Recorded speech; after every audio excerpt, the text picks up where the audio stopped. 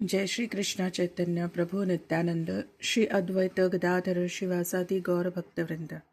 हरे कृष्णा कृष्ण कृष्ण हरे हरे, हरे राम राम राम हरे हरे। श्रील प्रभुपाद की जय। श्रीमद् भागवतम स्कंद क्रमांक 1 अध्याय क्रमांक 8 श्लोक क्रमांक 39।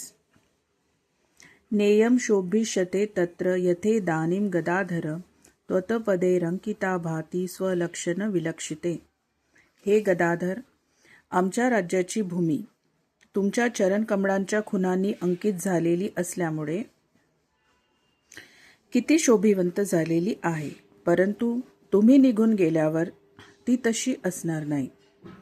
तात्पर्य, भगवंतांच्या चरणकमळांवर काही विशिष्ट चिन्हे असतात आणि त्यामुळे ते इतरांहून वेगळे समजून येतात। त्यांच्या चरणांच्या तळव्यावर ध्वज, वज्र, अंकुश, छत्र, कमळ, चक्र इत्यादी चिन्हे अंकित असतात। भूमीवरील मृदू धुळीवर चालताना त्यांच्या चरणचिन्हांचे ठसे उमटतात।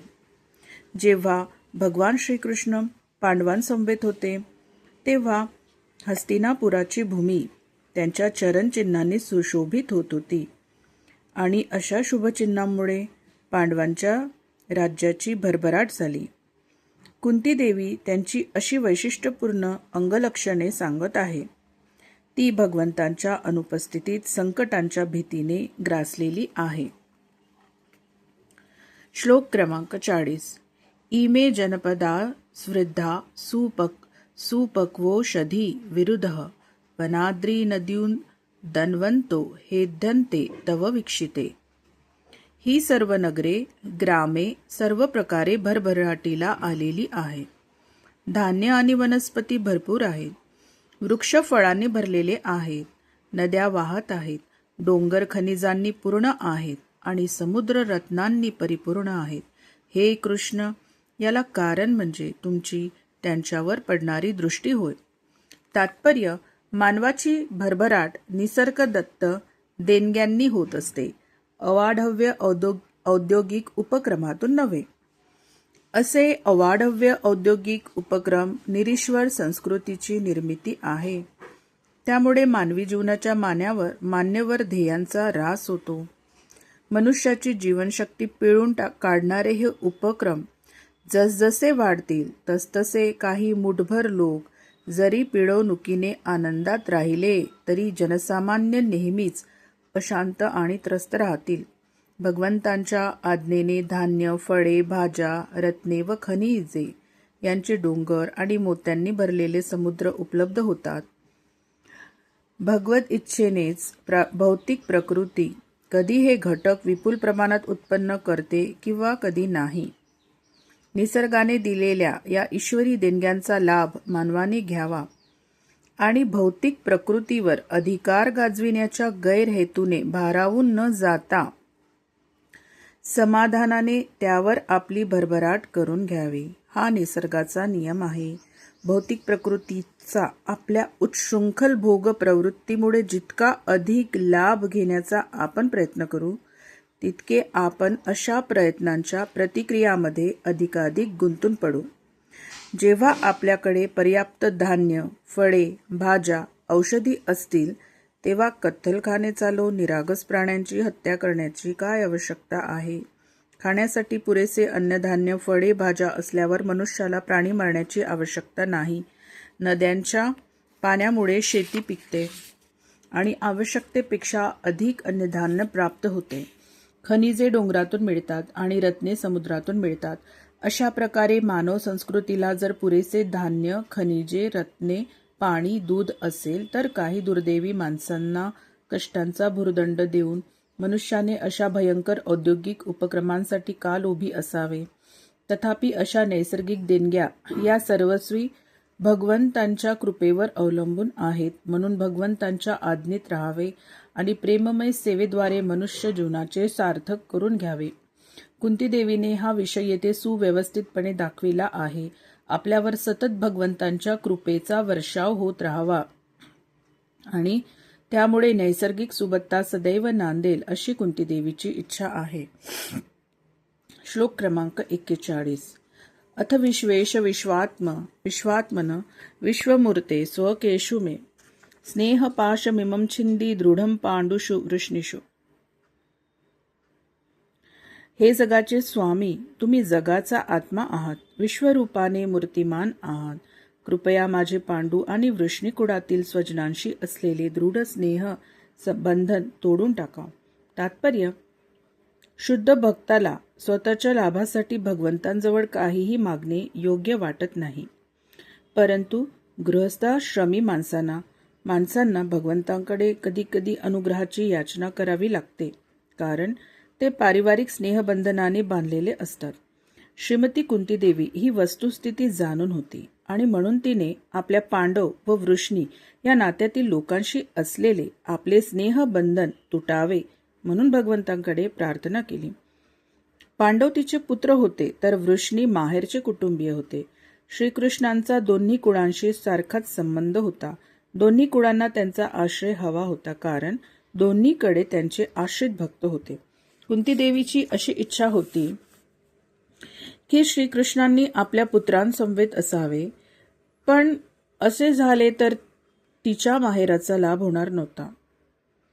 या पक्षपाताच्या गोष्टी तिच्या मनाला खंत लावित होत्या. म्हणून तिने स्नेहबंधनच नसावे अशी इच्छा केली. शुद्ध भक्त पारिवारिक स्नेहाची मर्यादित बंधने तोडून टाकतो आणि विस्मृत झालेल्या जीवांसाठी आपल्या भक्तिपूर्ण कार्याचा विस्तार करतो. श्री चैतन्य महाप्रभूंचे अनुयायी षडगोस्वामी हे याचे विशेष उदाहरण आहेत. ते सर्वच उच्चवर्णीय, श्रीमंत, सुसंस्कृत, विद्यासंपन्न अशा कुळातील होते, परंतु जनसामान्यांच्या कल्याणाकरिता त्यांनी आपल्या सुखवस्तू घरांचा त्याग केला व ते भिक्षू झाले. पारिवारिक स्नेह तोडणे म्हणजे कार्यक्षेत्र विस्तृत करणे होय. असे केल्या वाचून कोणीही ब्राह्मणाच्या, राजाच्या, नेत्याच्या, भगवत भक्ताच्या पात्रतेला पोहोचत नाही. भगवंतांनी प्रभू रामचंद्रांच्या अवतारात आदर्श राजाचे उदाहरण घालून दिले. त्यांनी आपल्या प्रिय पत्नीचे स्नेहबंधन तोडून आदर्श राजाचे गुण प्रकट केले. ब्राह्मण, भक्त, राजा, नेता अशा पुरुषांची मने महान असावी लागतात, तरच ते कर्तव्ये पार पाडू शकतात.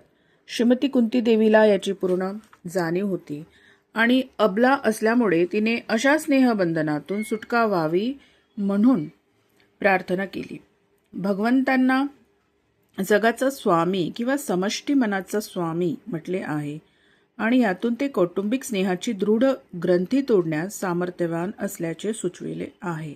म्हणून कधीकधी असे अनुभवास येते की भगवंत आपल्या असमर्थ भक्तावरील स्नेहामुळे आपल्या सर्व सामर्थ्यवान शक्तीने निर्माण केलेल्या परिस्थितीद्वारे त्याची पारिवारिक स्नेहबंधने तोडून टाकतात. असे करून ते भक्ताला पूर्णपणे आपल्यावर आश्रित होण्याला भाग पडतात आणि आपल्याकडे येण्याचा भक्ताचा मार्ग मोकळा करतात.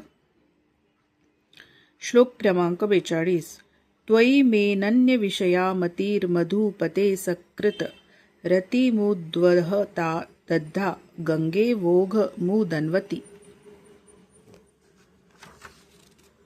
हे मधुपती, ज्याप्रमाणे गंगा कोणत्याही अडथळ्याविना सागराकडे अखंडपणे वाहत राहते, त्याप्रमाणे माझे लक्ष दुसरीकडे न लागता अखंडपणे तुमच्या ठायी स्थिर लागावे. तात्पर्य: जेव्हा भगवंतांच्या प्रेममय सेवेत पूर्णपणे लक्ष केंद्रित होते, तेव्हा भक्तीची पूर्णावस्था प्राप्त होते. स्नेहाची सर्व बंधने तोडणे याचा अर्थ इतरांवर प्रेम करणे थांबविणे असा मुळीच नाही. कोणताही प्राणी असो, त्याला इतरांविषयी प्रेमाची भावना असलीच पाहिजे, कारण हे जीवनाचे लक्षण आहे. इच्छा, क्रोध, लोभ, प्रेमाची भावना ही जीवनाची लक्षणे नाहीशी करता येत नाहीत. केवळ विषयात परिवर्तन करावयाचे आहे. इच्छा निर्बीज करता येणे शक्य नाही, परंतु भगवंतांच्या प्रेममय भक्तीत इंद्रिय तृप्तीच्या इच्छेच्या स्थानी त्यांच्याच सेवेची इच्छा केली जाते. कुटुंब, समाज, देश इत्यादी विषयींचे प्रेम म्हणजे इंद्रिय तृप्तीचेच वेगवेगळे स्वरूप आहेत. अशी इच्छा जेव्हा भगवंतांच्या संतोषार्थ केली जाते, तेव्हा त्याला प्रेममय सेवा असे म्हणतात. भगवद्गीतेत आपल्याला दिसते की अर्जुन आपल्या बंधूविरुद्ध आणि नात्यातील मंडळी विरुद्ध लढण्यास इच्छुक नव्हता. हे त्याच्या स्वतःच्या इच्छांची पूर्ती करण्यासाठीच होते. परंतु जेव्हा त्याने भगवंतांचा गीतेच्या रूपातील संदेश ऐकला तेव्हा निर्णय बदलून भगवंतांची सेवा केली. असे केल्याने तो भगवंतांचा प्रसिद्ध भक्त झाला. सर्व शास्त्रांतून असे घोषित करण्यात आले आहे की अर्जुनाने भगवंतांची सख्यत्वाने भक्ती करून आध्यात्मिक सिद्धी प्राप्त केली. युद्ध होते, मैत्री होती, अर्जुन होता, श्रीकृष्ण होते. परंतु भक्तीमुळे अर्जुनाचे वेगळेच व्यक्तिमत्व निर्माण झाले. येथे कुंतीच्या प्रार्थनेत त्याच श्रेणीच्या कार्यातील परिवर्तन सूचित केलेले आहे. श्रीमती कुंती कोणत्याही अडथळ्याविना भगवंतांची सेवा करू इच्छित होती आणि हीच तिची प्रार्थना होती. अशी अनन्य भक्ती हेच जीवनाचे ध्येय आहे. सामान्यपणे आपले लक्ष भगवंतांच्या योजनेत न बसणाऱ्या अशा अनिश्वर गोष्टींची सेवा करण्याकडे लागलेले असते. जेव्हा संपूर्ण कार्यक्रमच भगवंतांच्या भक्तीमध्ये रूपांतरित होतो, अर्थात भक्तीसाठी इंद्रियांची शुद्धी केली जाते, तेव्हा अशा भक्तीला शुद्ध स्वरूपाची अनन्य भक्ती असे म्हणतात. श्रीमती कुंतीदेवी अशा पूर्णत्वाची लालसा करते आणि प्रार्थना करते. पांडव आणि वृष्णी यांच्याविषयी तिला असणारा स्नेह भक्तीच्या कक्षेबाहेरील नाही, कारण भक्तांची सेवा आणि भगवंतांची सेवा भिन्न नाहीत. कधीकधी भक्तांची सेवा भगवंतांच्या प्रत्यक्ष सेवेहून श्रेष्ठ स्वरूपाची असते. परंतु येथील कुंतीदेवीचे पांडव व वृष्णी यांच्यावरील प्रेम कौटुंबिक नात्यावर आधारित होते. भौतिक संबंधातून झालेला स्नेहबंध हा माईक असतो आणि शरीर व मनाशी असलेले नाते हे बहिरंगा शक्तीच्या प्रभावाने निर्माण होते. परमात्म्याशी असलेला आत्म्याचा संबंध हा वास्तविक संबंध आहे. कुंतीदेवी पारिवारिक संबंध तोडू इच्छित आहे, याचा अर्थ असा आहे की ती शारीरिक संबंध तोडू इच्छित होती. असा संबंध भौतिक बंधनाला कारण असतो, परंतु आत्म्याचा संबंध मुक्तीचे कारण आहे. हे आत्म्यातील नाते परमात्म्याच्या माध्यमाने जोडले जाते. अंधारात पाहणे हे पाहणे नाही, परंतु सूर्यप्रकाशात पाहणे म्हणजे सूर्याला पाहणे आणि सर्व काही पाहणे. तसे अंधारात कधीच शक्य नाही. हा भगवत भक्तीचा मार्ग आहे. श्लोक क्रमांक 43. श्रीकृष्ण कृष्णसख वृषण्य वृषभाव निधृग राजन्यवंश दहनानपवर्गवीर्य गोविंद गोद्विज सुरार्ती हरावतार योगेश्वरा खील गुरो भगवन नमस्ते. हे कृष्ण, हे अर्जुनाच्या सख्या, हे वृष्णीकुल प्रमुखा, पृथ्वीवर त्रास उत्पन्न करणाऱ्या राजवंशांचे तुम्ही निर्दालन करता. तुमचे सामर्थ्य अविनाशी आहे. तुम्ही दिव्य धाम धीपती आहात. तुम्ही गोवंश, भक्त, ब्राह्मण यांचे कष्ट निवारण करण्यासाठी अवतीर्ण होता. तुम्ही योग शक्तींचे अधिपती आहात. तुम्ही अखिल विश्वाचे उपदेशक आहात. तुम्ही ऐश्वर्यपूर्ण असे भगवान आहात. मी तुम्हाला सादर नमस्कार करते. तात्पर्य: येथे कुंतीदेवी भगवंतांचे सारांश रूपाने वर्णन करीत आहे. सर्व शक्तिमान भगवंतांचे नित्य असे दिव्य धाम आहे. तेथे ते सुरभी गायींचे पालन करतात. तेथे शेकडो सहस्त्र सौभाग्य देवता लक्ष्मी त्यांची सेवा करतात. ते या भौतिक जगात आपल्या भक्तांचा उद्धार करण्यासाठी आणि ज्यांच्यावर शासनाचा भार असूनही उत्तरदायित्व पार न पाडता केवळ त्रास उत्पन्न करणारे राजकीय पक्ष अथवा राजे या स्वरूपातील जी तत्वे आहेत त्यांचा नाश करण्यासाठी अवतीर्ण होतात.